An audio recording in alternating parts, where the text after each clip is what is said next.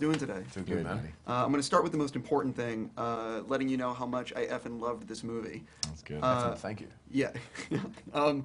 When you guys first got involved, it's really hard to put this many characters in a movie and make it work. When you first got the script, were you sort of like, oh my God, Joss did it?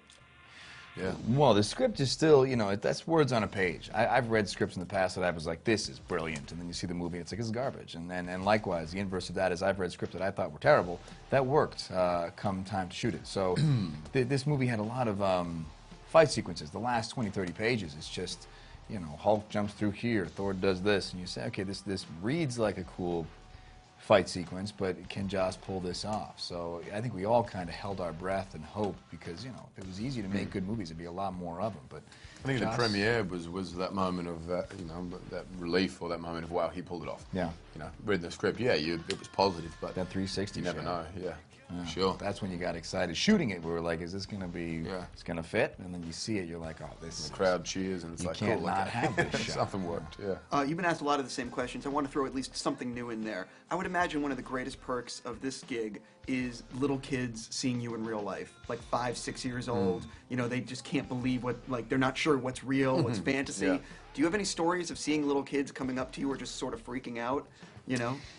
Little kids are good, man. I do my best to try and fly under the radar in my life, so I usually have a beard. I like wearing hats and sunglasses, but I could be in big crowds of people, and you'll see a little kid as you're walking towards him. He will just stop dead in his tracks and just kind Captain America. of just well, they can't even make words. They're just like, "Buh." And you just see his whole face just goes white. And even when you say hello to them, it's just It's the best feeling in the world. that's the best. They're the most honest fans, I think. Yeah. And a friend of mine actually has a couple of kids, and I said to him, you know, he saw Captain America and Thor, and I said, so he's like 4, and I was like, so which one do you like better? It's Thor, isn't it? And he goes, well, you know, I'd give them both 5 stars. I was like, 5 stars? What's this, a 4-year-old? You know, what does he know about reviews and things?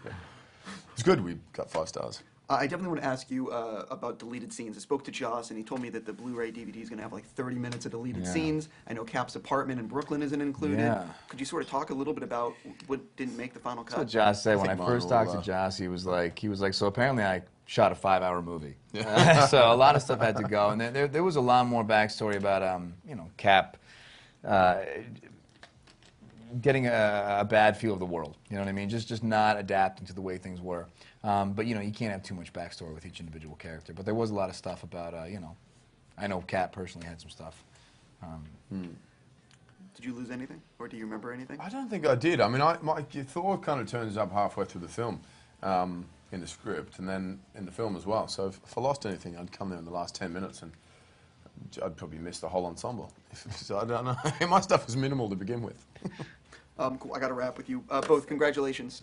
Thank you so much. And honestly, so looking forward to Thor 2 and Snowpiercer. Thank you. Man. Yeah. That's